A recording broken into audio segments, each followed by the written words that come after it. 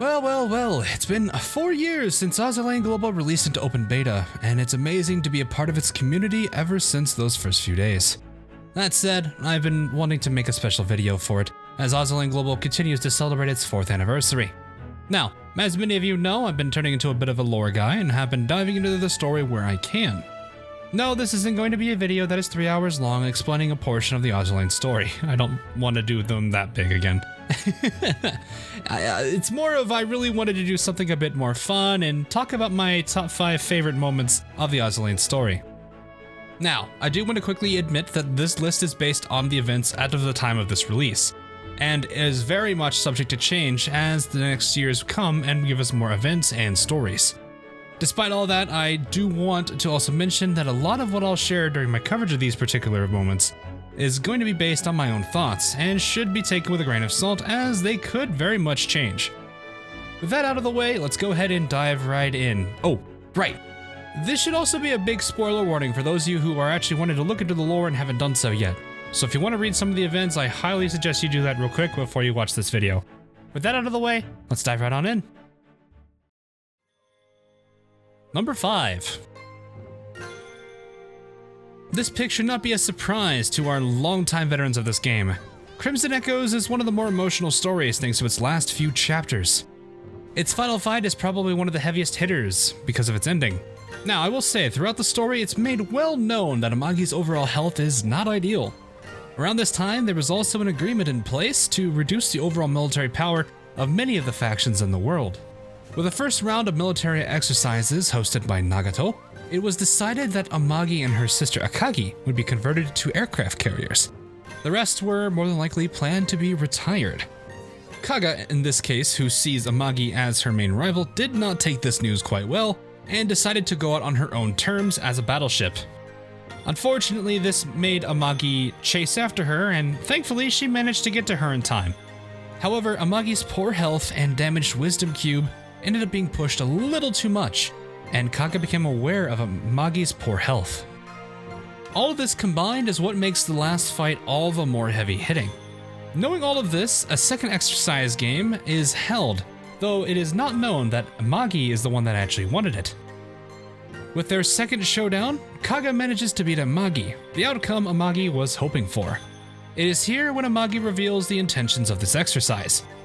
In a way, this particular game was a test for Amagi to see if Kaga had learned from her ways and grown from them. In a way, this could be viewed as the student becoming the master. This does make Amagi proud of Kaga and reveals the next major part of this ending, that Amagi also had used this test to see if she could trust Kaga to lead the Sakura Empire in her place. It is revealed here that Amagi plans to spare Kaga and sacrifice herself due to her poor health. Proud of her sister-to-be, she asks her to take care of the Sakura Empire in her place, and gives everyone reading the event the most feel-inducing smile ever.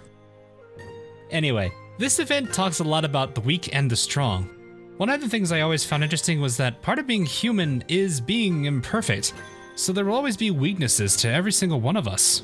Amagi could have very much been selfish. She could have kept the title as the next flagship, but in this case she chose not to. Now, while Amagi surely was weak thanks to her health, she possessed a very special type of strength that not only saw and accepted that weakness, but acted in a way that she truly believed would help many. It is that self-sacrifice that would be Magi's true strength, something that will forever change Kaga. Even to this day, Kaga still reflects on her actions and asks what Amagi would have done. Will this mean something in the future? Well, we aren't sure. With Akagi and Kaga currently missing in the current timeline, it's getting a little scary, but let's talk about something a tad bit scarier, shall we? Number 4. The end of Abyssal Refrain was a bit scary with everyone's new shiny UR at the time going a bit insane. Giving into her more feral instincts and even turning her guns on her friends was definitely something that would be associated with the meta phenomenon. Adding this with the appearance of a very, well, Bomb Richard meta made this event a very interesting experience. We not only got to see what we can assume to be the worst of the meta phenomenon, but also how it can easily manifest itself without us being fully aware of it even doing so. As Kronstadt continued to go down the meta rabbit hole, the timer continued to count closer and closer towards this disaster. For many of us reading this event for the first time, we had no idea what was happening.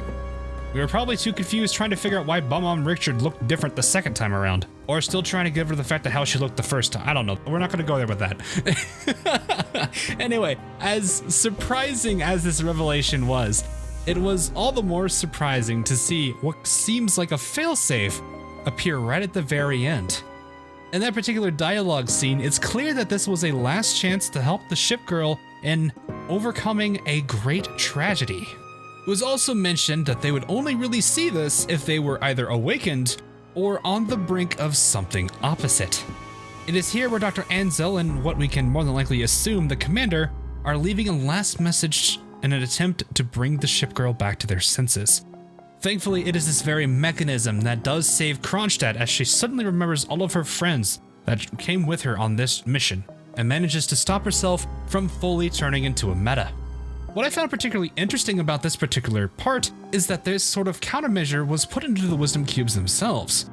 I want to believe that this is proof that the cubes came from another timeline, since it seems this timeline that we are currently in, well, the meta phenomenon doesn't seem to be fully understood, or at least it's highly classified and not everyone knows it. And in that way, it would be very odd for the cubes to have protections against something if they were created here. It's possible that this very much is the second iteration of a wisdom cube with these built-in protections themselves, and the Bomb on Richard incident is the very first version of the cube that didn't have that protection. I guess it just comes down to learning more about the cubes themselves. Oh, one last thing I wanted to point out real quick on this particular scene is that Kronstadt realized how kind of stupid it was for her to try and fight a tornado with her guns. I think someone might want to go over to Operation Siren and tell Akagi the same thing about trying to bomb the open waters. I know that she was under the effects of Arbiter 9 the Hermit, but she still did it and laughed maniacally. And she's supposed to be one of the leaders of the Sakura Empire. Oh no. Anyway, Sakura Empire's got some work to do with its leaders, but that said, we have another leader that I think will have a very interesting point on this list here. Number 3. Alright, Ironblood mains, I can't deny that this moment has to be on the list. Between Scherzo's situation and this one, I honestly found this one to be all the more significant. While it was known that she did survive the events of Scherzo of Iron and Blood, Bismarck had been lying in wait for the right moment to make her reappearance. She kept her status a well-guarded secret even from the rest of Azur Lane, going as far as letting Friedrich command the Ironblood for some considerable time in her place. What's interesting is that we also learn with the recent event Operation Convergence, Bismarck's surviving wasn't something she was planning for. Friedrich did mention, though, that she did not want to give up on Bismarck and would look into some kind of method of saving her. However, I don't want to believe that Friedrich had any involvement in U-556's actions at that time. But hey, I'm pretty sure a lot of Ironblood mains are happy U-556 did what she needed to. What I also find interesting about this was what occurs after this particular part of the scene. Bismarck orders the Ironblood to work along with Azur Lane to crush the Sirens in the area. While the reunification with Azur Lane wasn't official, this soft version of it was made clear at that very moment, as the rebellion and betrayal against the Sirens was the ultimate goal in the end. The Ironblood had been using the Sirens all this time to collect information needed that could be used against the Sirens themselves. Now, I did find this particular section interesting because of how well it ties in with the event itself. In a way, this event was merely trying to uncover the truth behind the events that occurred at Scapa Flow. It seemed like what had been mentioned as the truth was turning out to be a lie. Ironically, in both this and Bismarck's case, it is the Ironblood's own ships that reveal the truth behind two major things: Scapa Flow, as well as Bismarck's supposed last stand. Not only did they provide the truth behind those events, but it's thanks to their actions and the factions all working together, with the combined efforts of the commander, that this next moment on my list actually happens. Number 2. Ever since the beginning of this particular universe for us, the Sirens have been the main antagonists. At first there was simply Tester, Observer, and Purifier. Only later was Omitter and Compiler shown and added to the group. So it shouldn't be a surprise that a moment of which one of the major antagonists in this universe is truly defeated ends up on our list. Through a long and challenging fight between Compiler and the combined might of many of the factions, Azur Lane manages to secure a really huge win with the defeat of Compiler. Now, normally the Sirens are unkillable, as they could simply lose their main bodies and just have it replaced later.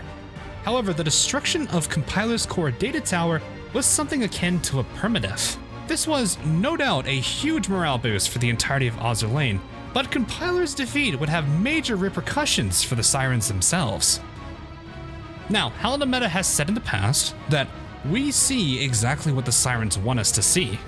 The entirety of this event further supports this claims, with the action of the Sirens being covered up at Scapa Flow, the truth being obscured and replaced with another story.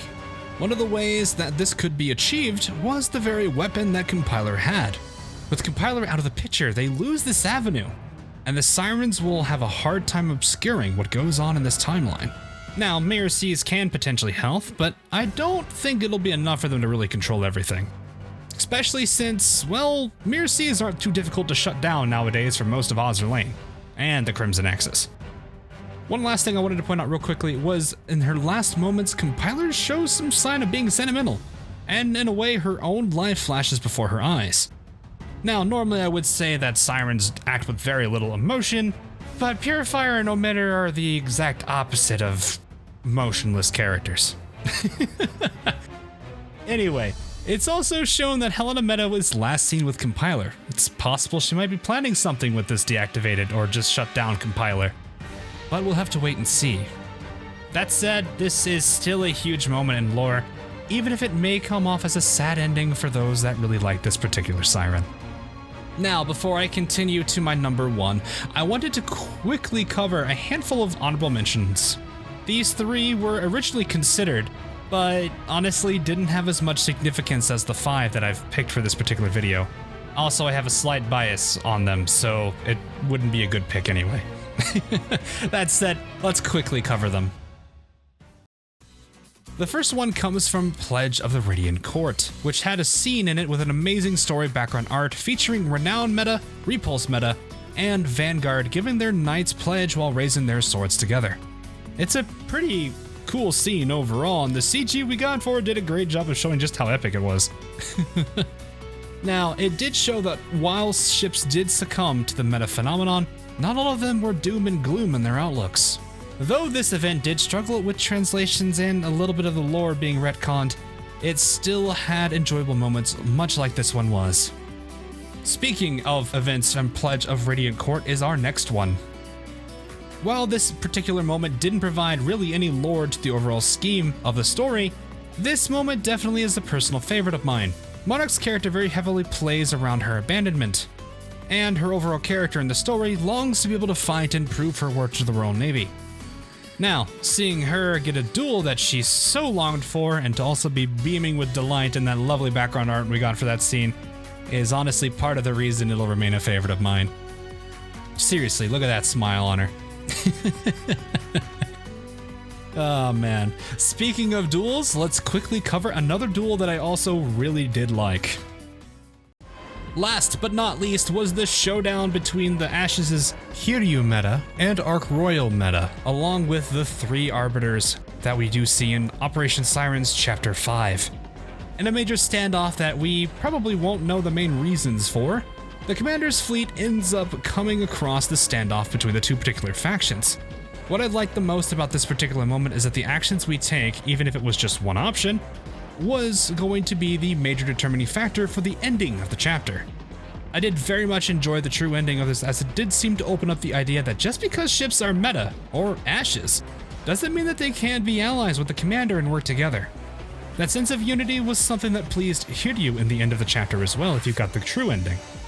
Now, we've already seen a handful of interactions with Meta and Ashes in the way that these characters work with us. I'm curious to see how others are going to go, especially with Trento Meta being a little bit suspicious right now. But with that said, that is the honorable mention, so let's go ahead and continue into the very last one on the list. Number 1. Dreamwaker's Butterfly forever remains a personal favorite event of mine in terms of its story.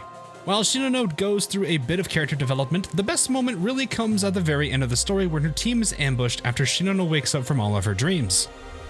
Throughout a lot of the dialogue in Dreamwaker's Butterfly, Shinano felt rather powerless despite being able to see all these fragments of events in the future or in other timelines. She does spend a decent amount of time trying to put all these pieces together, but I think she ultimately failed to understand what each of them brought on its own face value. And the fifth dream of hers is honestly when I believe she realizes quite a bit of things. Specifically, the value of the commander, as well as her own allies. Now, when she comes to from her dreams, her escort group gets ambushed, much like the group in her first dream did. So she takes advantage of this knowledge from that dream and manages to completely shut down that entire ambush. This ends up shocking Tester into completely saying that she's an anomalous carrier now. I think the thing I like the most about this particular part of the story is that it shows that the Sirens aren't really as all-knowing as they have come off in the past. They tend to speak in a way that seems like they know everything, from how events will end, as they did in Scares of an Iron Blood, to even how ship girls will fall and experience their last moments, like they did in Rondo at Rainbow's End. This particular scene, shocking Tester, is just solid proof that they cannot know everything that happens in the world. One last thing I wanted to say about this particular moment is actually a line that comes from Helena Meta. Knowing too much can also be a curse, if you only know, but are powerless to act. Shinano seems to have really understood this very well, and this moment is a great example of that realization of hers. Shinano has a very unique power as a ship girl, so I'm really curious to see how she's going to be throughout the rest of the story. Is she going to play a major role? I think so. And I can't wait to see just how much that role works for her. Alright, and that's my top 5 events for Azur Lane's story thus far. What are some of your favorite moments? Feel free to let me know in the comments below. I do want to really apologize with how slow my lore videos have been, since I've not really been able to do much with life getting in the way. Things have improved a lot since last year, so I'll be looking into getting back into the groove of things. Last but not least, thanks to Yostar for sponsoring this video. I hope you guys are enjoying these anniversaries, and I hope this next year will be fantastic for all of you. Thanks for all the hard work you guys do, and I look forward to seeing all the fun things to come. As for the viewers here, and my patrons supporting the channel on Patreon, thanks for watching, and I'll see you guys all again real soon.